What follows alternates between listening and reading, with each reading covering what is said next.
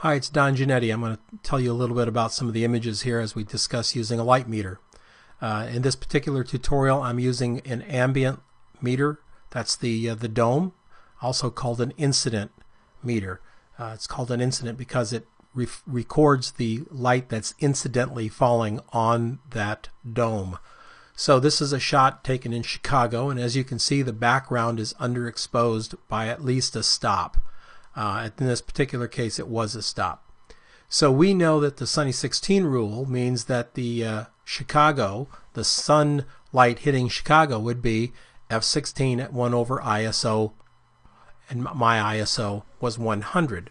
So 1 over 100 for shutter speed at f16 would have rendered Chicago normally. Now behind me, where I'm standing, is open field. So I simply walked back to the open field, held the meter up behind my head, so I was getting the same light on the back of me that was hitting all these buildings here, and took a reading, and it was exactly f16 over at 1 over 100. So that's great. So I came in and decided to underexpose this background by 1 stop. Now I could go f22 at 1/100th, and that would underexpose the background. That would work. Or I could do f16 at 1/200th. So at that point I've just raised my shutter speed, and that would work. I chose to go f16 at 1/200th of a second, and I'll tell you why. My strobe power wouldn't have to change then. The shutter speed only changed the background. The shutter speed has nothing to do with the power of my strobe.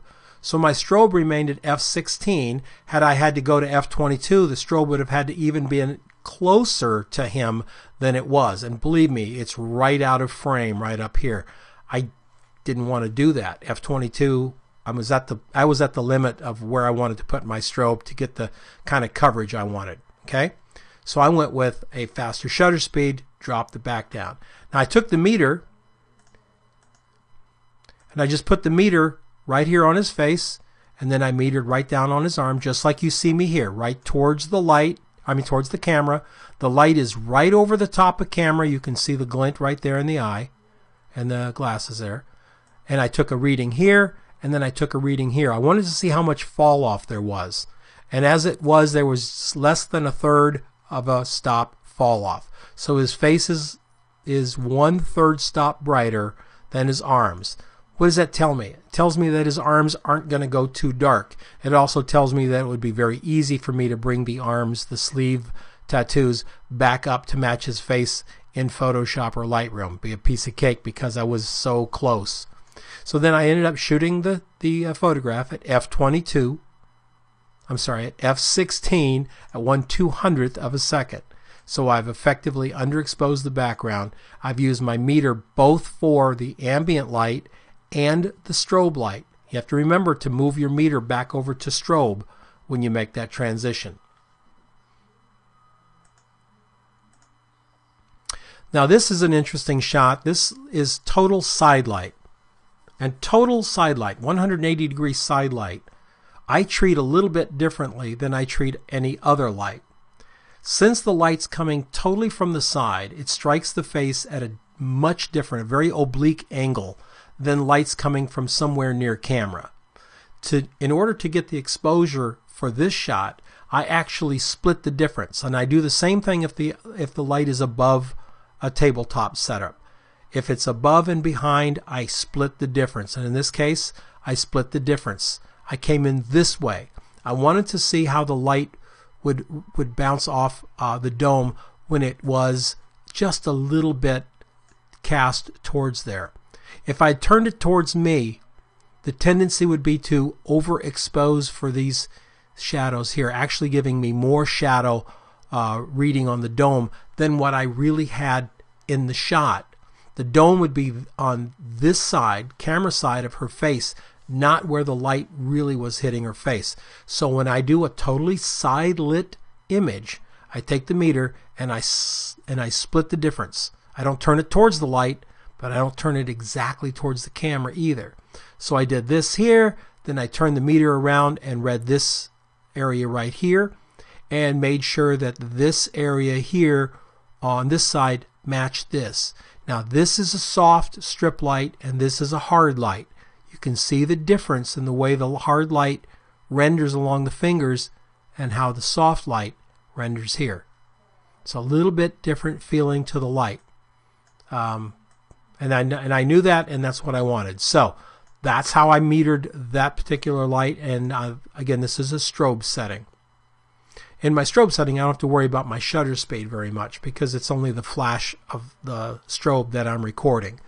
So many times I'll shoot shutter speeds of 30, 60, 120. It really doesn't matter if I'm in a very dark space because only the flash is lighting up, and the flash is generally much brighter than any ambient light that I have in the room.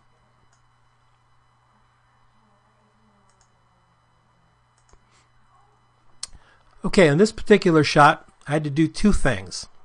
Number one, I took an ambient light reading of the flowers of the whole set. And I thought, okay, what's my reading here?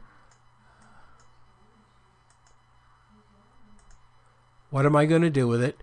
And then I found out that my reading was f11 at 1/100th of a second. Now this was not sunny 16 because there were clouds in the sky and the sun's kind of slightly behind a cloud. So it was f11 at 100th of a second. That was fine. I'll deal with f11 at 100th of a second. Notice how the fronts of these buildings went darker. Okay?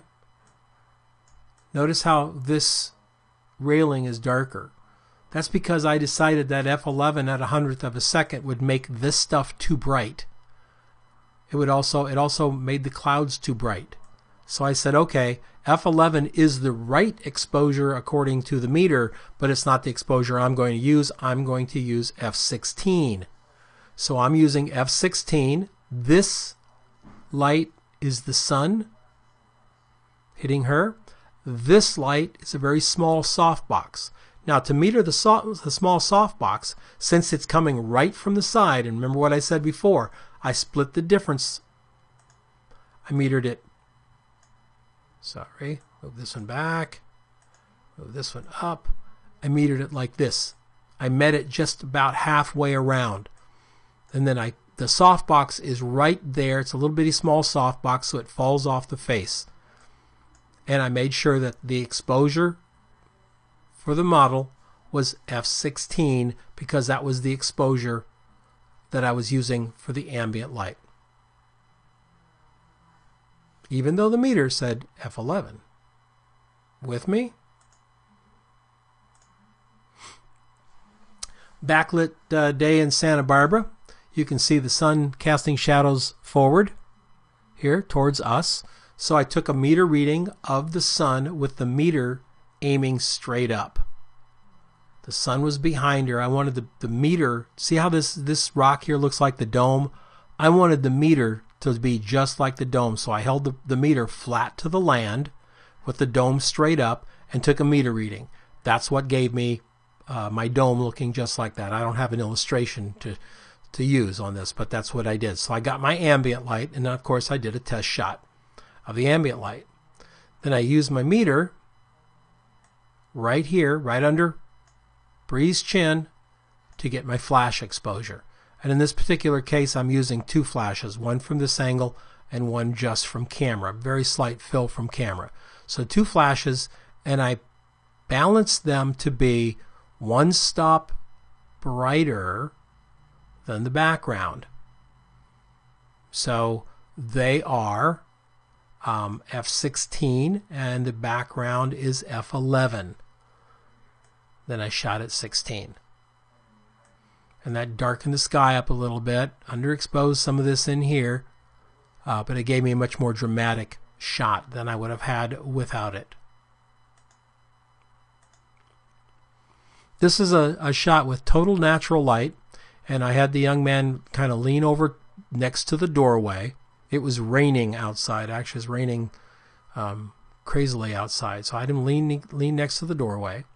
And then I took a meter reading, ambient light meter reading, just like this, splitting the difference, not getting totally with his face or where the light was coming from, and not totally towards camera, but splitting the difference. And that's the shot that results. Now in this particular shot, I didn't use any fill. I didn't want any fill. I wanted his face to just come out of that darkness. It looked so cool there in the studio. I thought, I really want this shot to be moody. So I didn't bring in the stuff that I normally would bring in to lighten up this side of his face. I even let his hair and shoulders and everything fade into the black. I don't usually do that, but for this shot, I just thought it worked out really well. This shot was taken for a friend of mine, and it's downtown Phoenix. And we are in we're in a very bright, sunny area. All around us, you can see over here, nice and sunny. It was a bit of a hazy day. It wasn't overcast, but it wasn't bright sun, because you can see there's no hard shadows back here.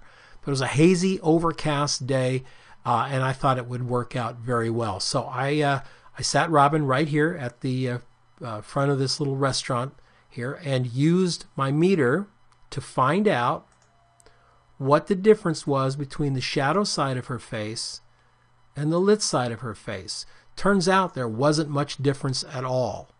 And so I made the shot, the first shot, and it worked out perfectly. However, I made the first shot at an f11 exposure, and I thought, wait a minute, what's wrong with this picture?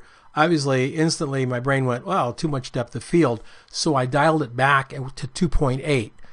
The exposure is the same. It remains the same. The ratio of the shadow side to the lit side of her face remains the same. I've just gone back to a very high shutter speed.